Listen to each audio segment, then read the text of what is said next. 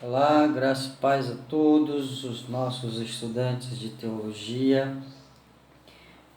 Nós estamos aqui para dar continuidade ao nosso curso. Nós paramos aí por conta de um decreto do governo. Nós ficamos aí impedidos de nos reunir no local de estudo e de reflexão. E aí passamos um tempo parados, sem poder lecionar e estar junto com vocês. Mas aí decidimos gravar a aula, praticamente era o último encontro, né, desta disciplina de Introdução à Filosofia, e nós acertamos que iríamos falar sobre o período da escolástica, e os irmãos iriam fazer um resumo aí do livro de vocês no capítulo 7 e no capítulo 8, que ficaria como avaliação. E então, nós vamos discorrer um pouco sobre a escolástica no período medieval, um assunto importantíssimo que com certeza faz parte da nossa compreensão da história, e que nós não poderíamos ficar sem comentar, sem passar por ele. O melhor mesmo seria estar em sala de aula, interagindo, conversando, discutindo, debatendo, ouvindo as opiniões, as participações, mas não é possível, não foi possível nesse momento. Espero que tudo isso possa passar o mais rápido possível para que nós possamos estar juntos, tá bom? Então, pegue seu livro aí e vamos estudar filosofia medieval, né? Período medieval, mais especificamente no que diz respeito à escolástica, né? A escolástica.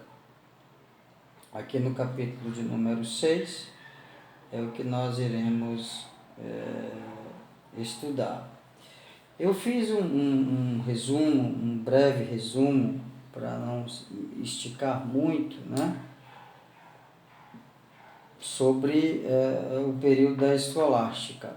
E eu queria compartilhar com vocês, porque como os assuntos às vezes são controversos e existem muitas questões que precisam ser debatidas, nós precisaríamos aí de mais tempo para detectarmos alguns pontos essenciais desse período e para aprofundá-los e expandir o assunto, né, o tema. Mas acredito que com o resumo que faremos aqui já dará um bom andamento nos estudos de vocês.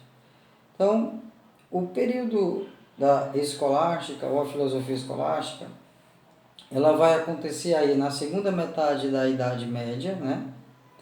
Aí por volta do século 9 ao século de número 14.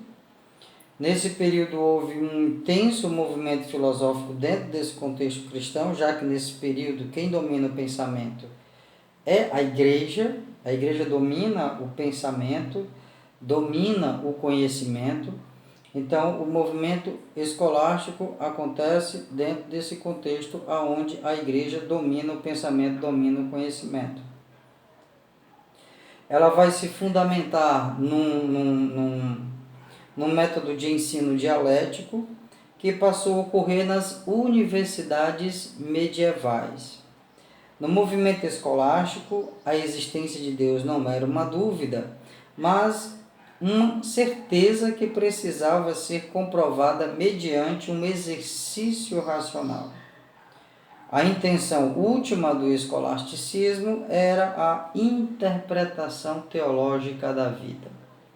Percebe-se que, inicialmente, a ideia do movimento escolástico, dentro desse contexto onde a igreja domina o pensamento, é discutir a teologia como interpretação da vida, né?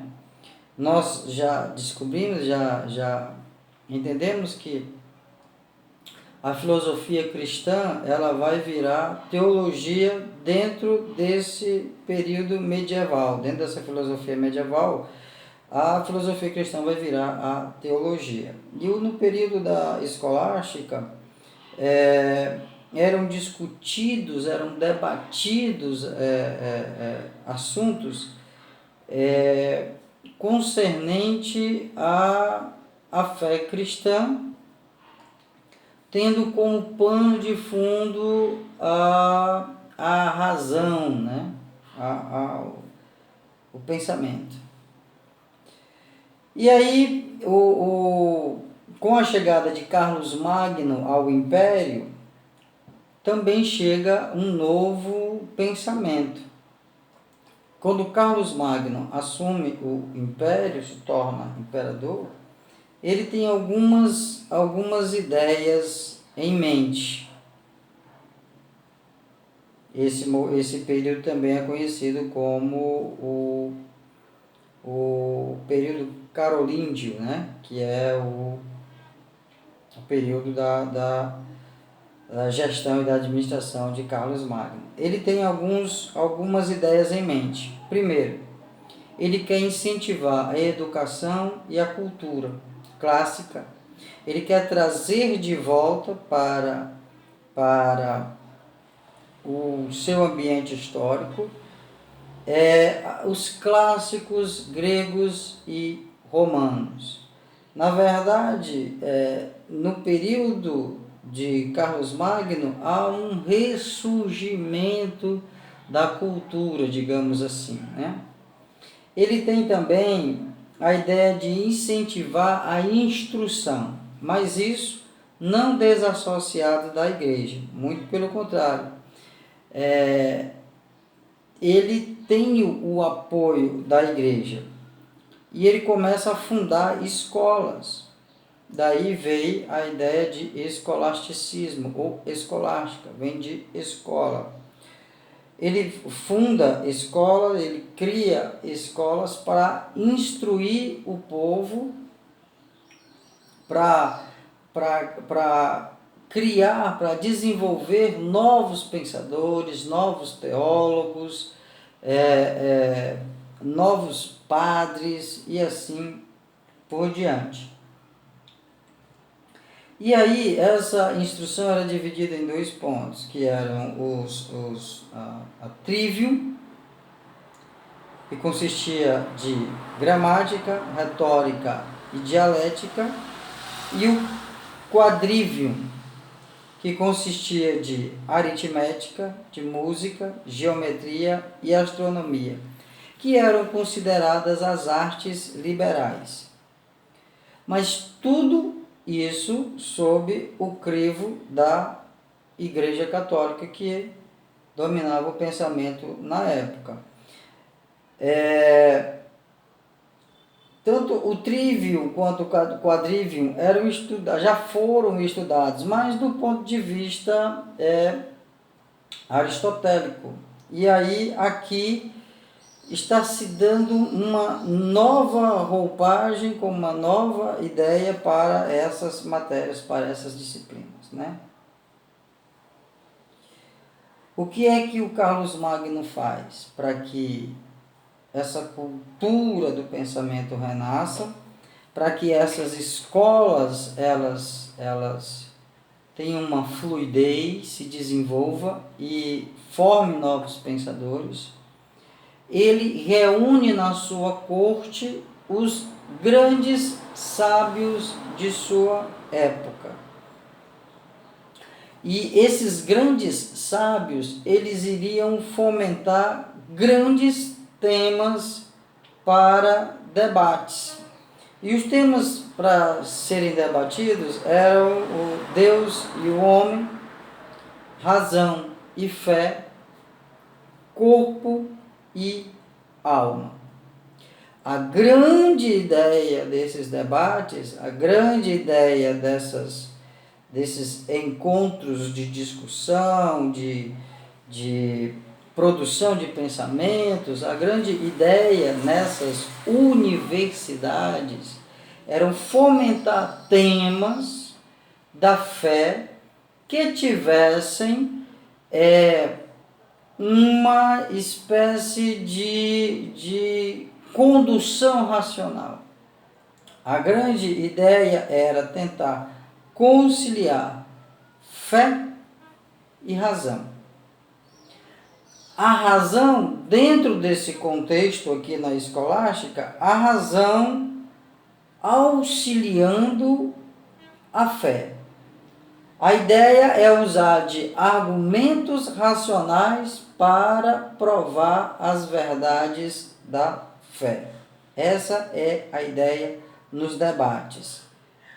Usar argumentos racionais para provar as verdades da fé.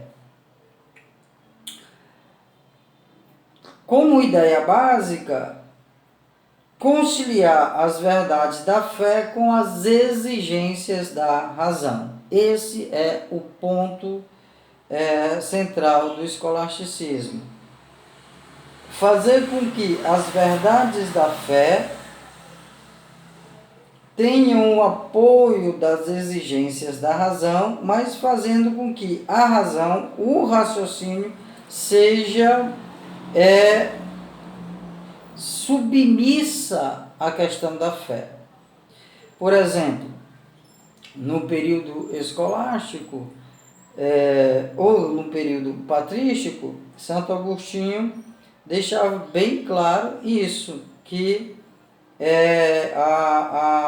a fé não se submetia à razão, mas a razão se submetia à fé. Em casos de dúvidas entre o que a fé dizia e o que a razão exigia, ficava-se com a fé em vez da razão, porque a razão havia de se submeter à fé, uma vez em que Deus nos deu a razão para compreendermos a fé e para compreendermos, entre aspas, essa revelação e essa manifestação divina. É tanto que Santo Agostinho dizia que ele cria para compreender e não compreender para depois crer. Ele cria e depois compreendia. Dentro desses embates nas universidades e entre os pensadores, na produção do pensamento, surgiu a questão daquilo que nós chamamos de querela dos universais, que é um assunto que já existia na Grécia, né? E agora foi retomado de uma forma diferente. A questão dos universais ocupou os filósofos desde a Grécia Antiga. Particularmente na Idade Média, tornou-se o foco de inúmeros debates. A questão dos universais se concentra no seguinte: os universais têm existência real? Existe uma essência que liga as palavras aos objetos?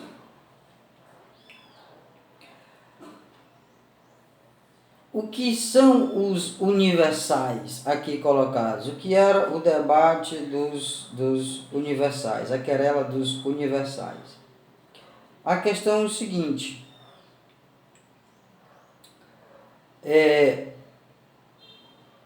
Platão dizia que nós vivemos em dois mundos, o mundo sensível e o mundo inteligível.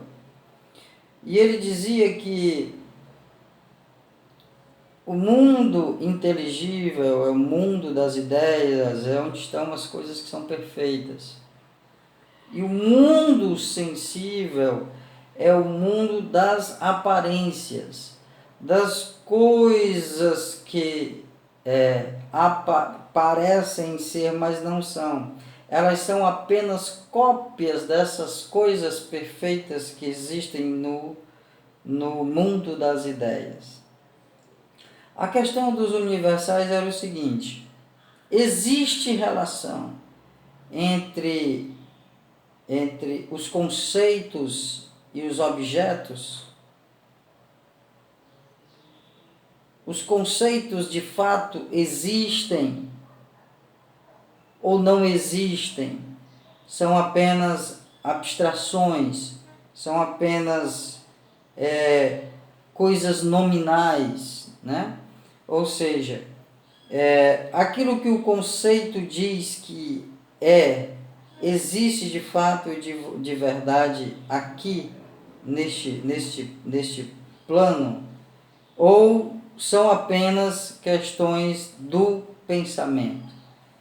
Isso era o que acontecia nos grandes debates. É uma questão meio complexa, mas é mais ou menos assim. Aquilo que existe como um conceito, como um fundamento no mundo das ideias, dentro dos objetos aqui, eles existem de fato e de verdade nesse mundo, ou eles são apenas pensamentos? Aristóteles vai pensar um pouco diferente do seu mestre, que é Platão. Ele vai pensar da seguinte forma: pode até existir esse mundo das ideias, esse mundo perfeito, mas esse mundo perfeito está lá e nós vivemos aqui. Então, o que nós temos de conhecer como realidade é aquilo que nós tocamos, é aquilo que nós vivemos, é aquilo no qual nós estamos inseridos. Afinal de contas, a realidade é tudo aquilo no qual nós estamos inseridos. E nós podemos conhecer as coisas a partir do contato com essas coisas. É isso que Aristóteles ele vai dizer. Por exemplo, um exemplo clássico,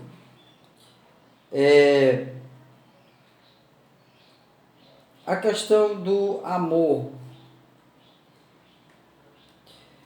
O amor, ele existe de fato e de verdade nesse mundo metafísico, e nós aqui apenas manifestamos alguma coisa a respeito desse amor, ou não há nenhuma relação entre esse amor que existe no mundo das ideias perfeito e esse amor que existe aqui? Existe de fato e de verdade isso? Ou nós estamos dando o nome de amor, o conceito de amor, a algo que de fato e de verdade não é amor? É um conceito meio complexo, é uma ideia meio complexa. Eram debates complexos que se travavam no período, na escolástica, dentro dessas questões que nós estamos abordando. Precisa se pensar mais a respeito disso. E aí surgiram pelo menos 3 correntes para discorrer, né, a respeito desse assunto dos universais, que era o realismo. Primeiro, o realismo. O realismo dizia o seguinte: os universais existem mesmo, né? Santo Anselmo afirmava isso. Mas os nominalistas diziam o seguinte: os universais, eles não existem. Esses conceitos, eles não existem. São apenas nomes, são apenas palavras. Já o realismo dizia que sim, esses conceitos existem. os nominalistas diziam, não, esses conceitos eles não existem, são apenas nomes, são apenas palavras para certas manifestações abstratas. Mas há um terceiro ponto que a gente chama de conceitualismo ou de realismo moderado, que diz que os conceitos, os universais, são pontes entre os seres e as coisas, né? Então nós temos aí,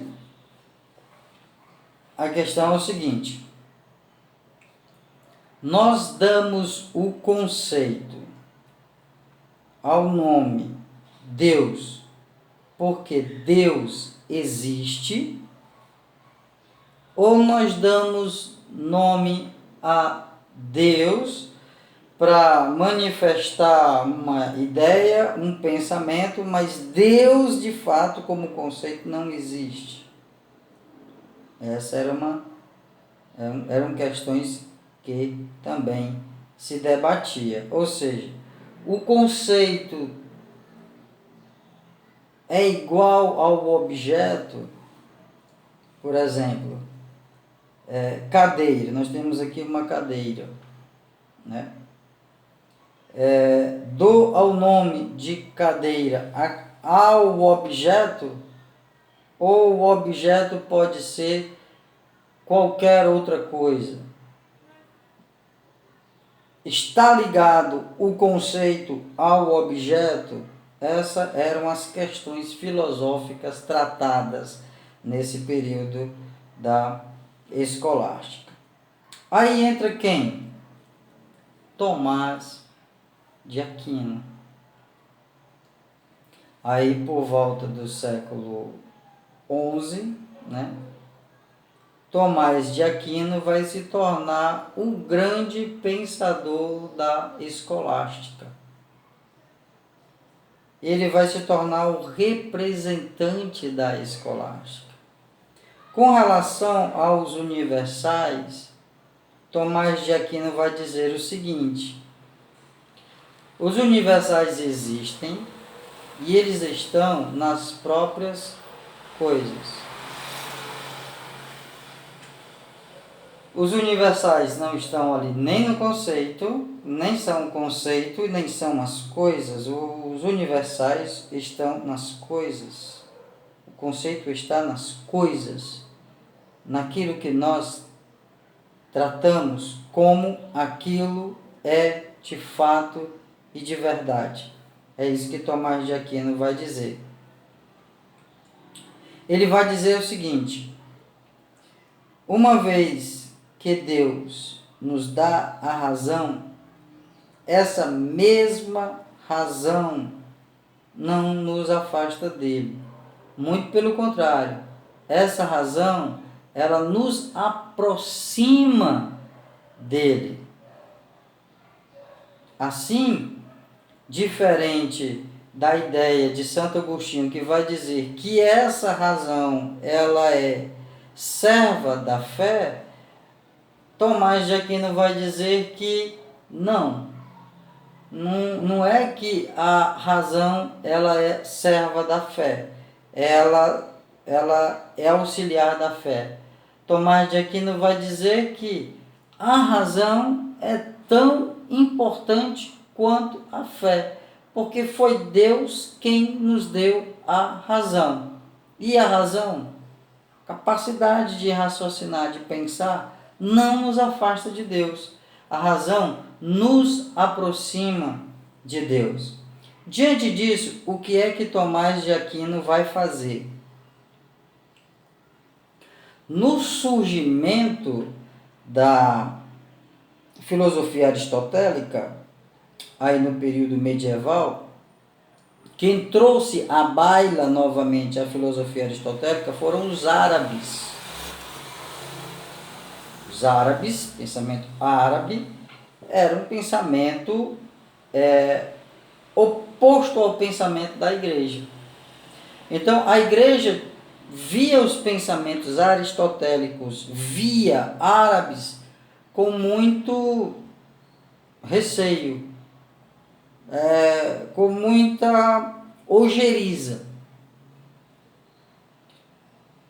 uma vez em que esses conceitos aristotélicos via os árabes já haviam passado aí por pelo menos 3 traduções.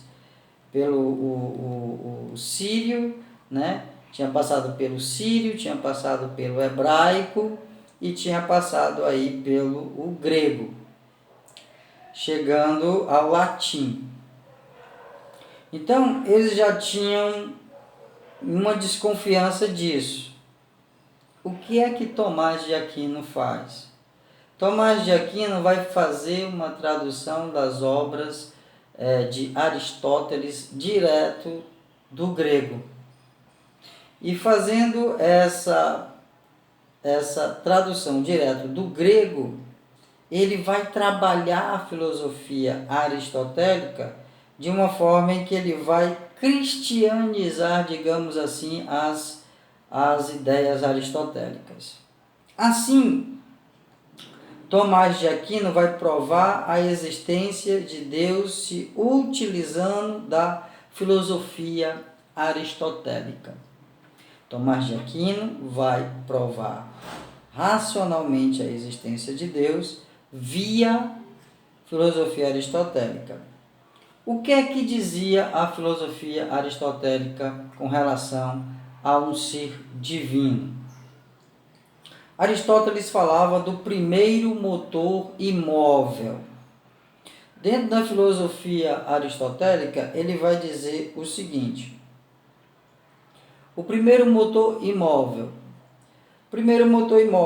não é movido por outro ente. Segundo, o primeiro motor imóvel não é movido por um outro ente e ele move toda a realidade. Terceiro, o primeiro motor imóvel, ele não é movido por outro ente, ele move toda a realidade e é um ser supremo na qualidade de motor imóvel que provoca o dinamismo das coisas e é a causa de todo o devir, diz Aristóteles. O que Aristóteles diz? Há um ser que move, mas não é movido. Ele é o princípio que move toda a realidade. Na qualidade de primeiro motor imóvel, ele promove o dinamismo. Ele é que é a causa das coisas que serão. Ele que promove todo o devir. É o que diz Aristóteles. E aí o que é que Tomás de Aquino vai dizer? Preste atenção como Tomás de Aquino vai, e aí nasce as vias, né? De Tomás de Aquino para se provar a existência de Deus. Ele vai dizer o seguinte: Tomás de Aquino, primeiro motor. Tudo aquilo que move é movido por outro ser.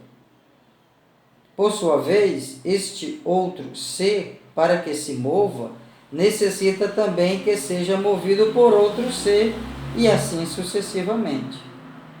Se não houvesse um primeiro ser movente, cairíamos num processo indefinido. Logo, conclui Tomás de Aquino, é necessário chegar a um primeiro ser movente que não seja movido por nenhum outro. Aquino vai dizer o seguinte: um ser que move não é movido por ninguém.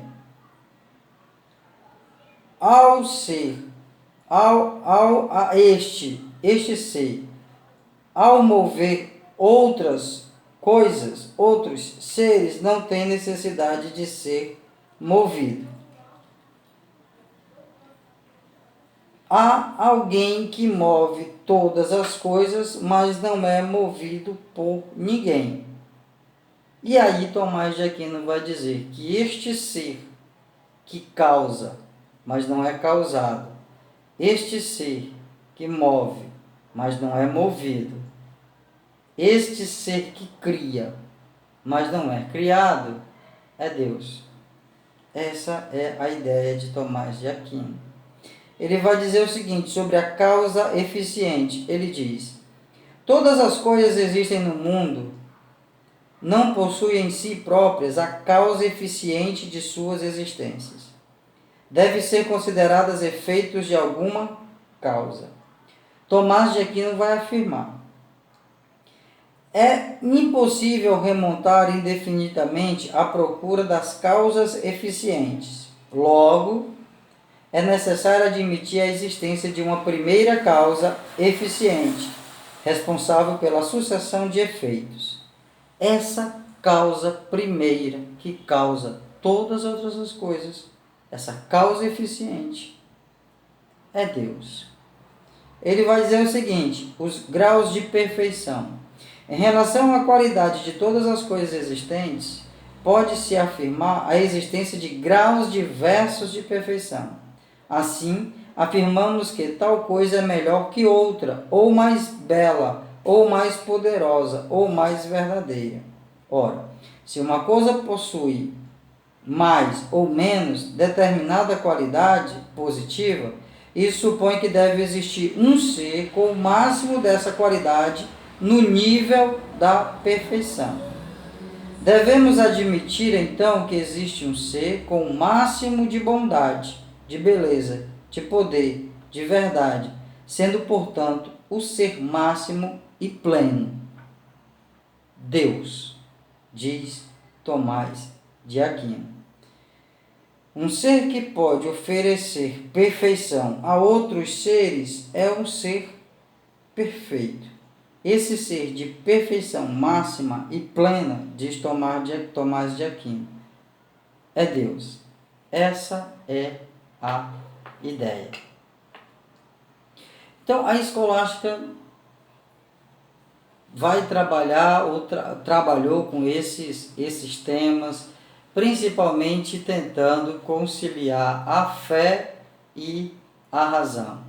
Na patrística, ficou dito por Santo Agostinho que a razão sempre estaria submissa à fé em última instância. Tomás de Aquino vai dizer que a razão é tão importante quanto a fé, porque a razão nos conduzirá a Deus. Então, esse é o período da segunda metade do período medieval, que é a escolástica. Esses são os assuntos e as dúvidas que vocês tiverem a respeito do assunto que nós tratamos aqui muito rapidamente, muito vagamente. Os irmãos podem enviar para nós as perguntas que nós vamos respondendo na medida do possível, tá bom? Deus abençoe a todos e a gente se vê em breve, se Deus assim o permitir.